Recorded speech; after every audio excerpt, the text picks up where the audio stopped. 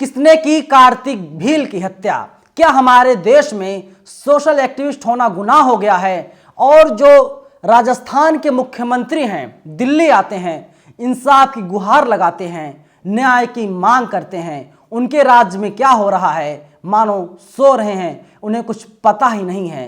12 दिन बीत जाने के बाद भी कार्तिक भील को इंसाफ नहीं मिल पाया है, क्योंकि हमारे देश में मुसलमान होने के साथ ही आदिवासी होना, दलित होना, ओबीसी होना गुनाह हो गया है। चाहे वहाँ पर बीजेपी की सरकार हो या फिर वहाँ पर कांग्रेस की सरकार हो। नमस्कार, मेरा नाम है नवीन कुमार नंदन और आप देख रहे हैं India international news.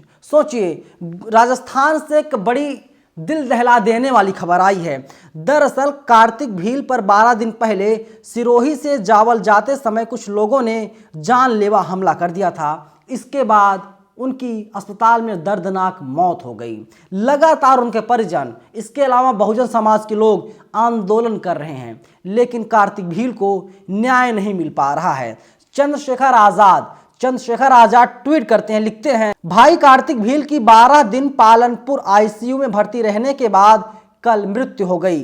Ashok Gehlot ji से हमारी मांग है कि उनके 2 बच्चों के लिए आर्थिक मदद व उक्त प्रकरण में लिप्त सभी आरोपियों की तत्काल गिरफ्तारी हो और इस मामले में दोषी पुलिस अधिकारी, एसएचओ व डिप्टी दोनों बर्खास्त और इस मामले में दोषी पुलिस अधिकारियों के खिलाफ कार्रवाई की मांग कर रहे हैं चंद्रशेखर आजाद। इसके अलावा प्रकाश अंबेडकर ट्वीट करते हैं, लिखते हैं, राजस्थान में कानून व्यवस्था पूरी तरीके से फेल है। दलित आदिवासियों पर दमन चरम पर है। सिरोही जिला मुख्यालय पर कार्तिक भील इस सामाजिक कार्यकर्ता की हत्या के प्रकरण को लेकर के न्याय दिलाने के लिए सैकड़ों सामाजिक कार्यकर्ता और सामाजिक संगठन आंदोलित हैं। वहां पर इंटरनेट सेवा को बंद कर दिया गया है, क्योंकि कहीं ऐसा ना हो देश के अलग अलग हिस्सों से बहुजन वहां पहुंचे, आंदोलन को बड़ा बनाएं और कांग्रेस सरकार वहां से चली जाए या अशोक गहलोत को जवाब देना पड़े।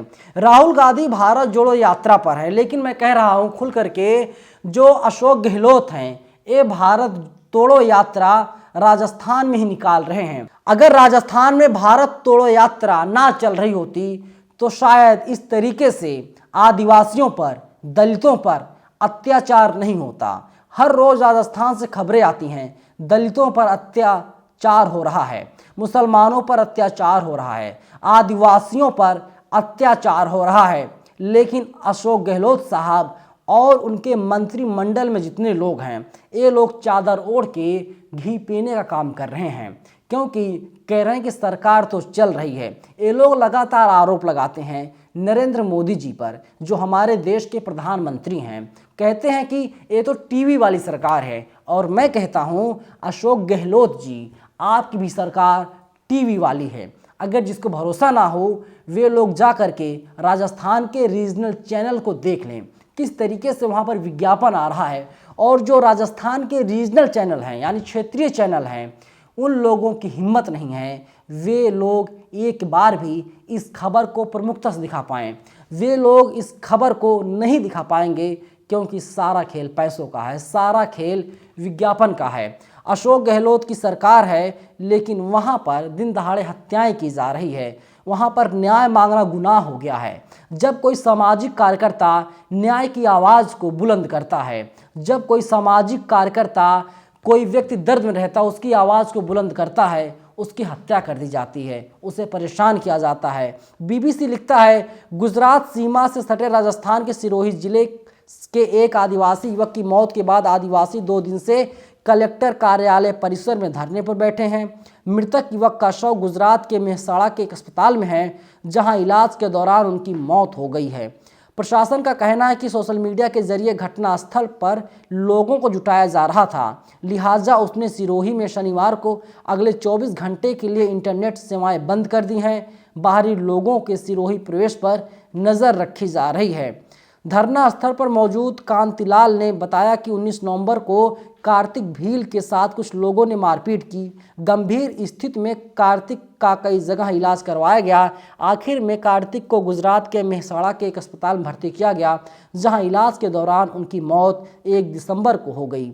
कांतिलाल भील के मुताबिक पुलिस इस मामले में ठीक से कार्रवाई नहीं कर रही है और अभियुक्तों को बचाने का काम लगातार किया जा रहा है। लगभग 30 साल के कार्तिक भील शादीशुदा थे, उनके 2 बच्चे थे, वह भी धरना स्थल पर मौजूद हैं। कार्तिक भील के लिए न्याय की मांग करते हुए शनिवार शाम कैंडल मार्च भी निकाला गया। देख लीजिए किस तरीके से यहाँ पर जो है कार्तिक भील की हत्या कर दी गई, कार्तिक भील को मारा गया और इलाज के दौरान उनकी मौत हो गई। लेकिन अब कोई सिरोही ज़िले में ना आ पाए। पूरी तरीके से सिरोही जो सीमा है सिरोही ज़िले की, वहाँ पर बाकायदा बैरिकेड लगा दिया गया है, वहाँ पर पुलिस प्रशासन की टीम तैनात कर दी गई है, कोई भी व्यक्ति ना आने पाए, वरना देश के अलग अलग हिस्सों से वहाँ पर लोग आएंगे। वे लोग न्याय की आवाज़ को बुलंद करेंगे और अशोक गहलोत की सच्चाई सामने आ जाएगी।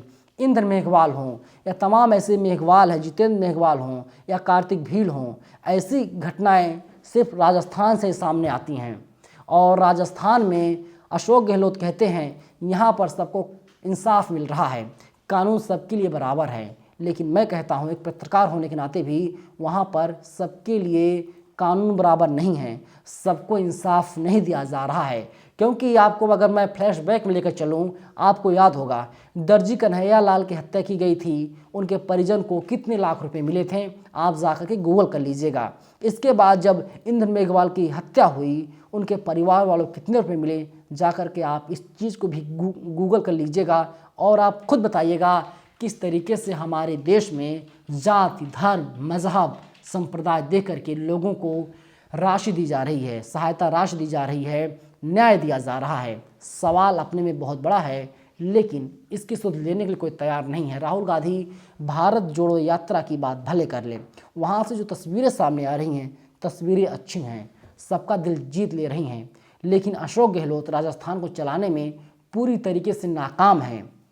आप कोई भी डेटा उठा लीजिए, दलितों पर, आदिवासियों पर अगर अत्याचार सबसे ज़्यादा कहीं पर हो रहा है, राजस्थान में हो रहा है। और अशोक गहलोत साहब चुप हैं, मौन साधे हुए हैं। आखिर इसके पीछे की वजह क्या है, मुझे भी नहीं पता। अगर आपको पता हो, आप लोग कमेंट करके ज़रूर बताइएगा। और इस खबर को टीवी वाले, अखबार वाले नहीं चलाएंगे, इस कहीं पर जगह नहीं देंगे, क्योंकि सरकार के खिलाफ ये लोग एक शब्द भी नहीं बोल पाते, क्योंकि राजस्थान सरकार इन्हें भी जम करके विज्ञापन दे रही है। लगता है इस खबर को जगह दी जानी चाहिए, तो आप लोग वीडियो को शेयर ज़रूर कीजिएगा, जिससे सच उजागर हो सके और पता चल सके आदिवासियों की स्थिति और दलितों की स्थिति आज भी हमारे देश में क्या है। वहाँ पर चाहे बीजेपी की सरकार हो या वहाँ पर कांग्रेस की ही सरकार क्यों ना हो। शुक्रिया।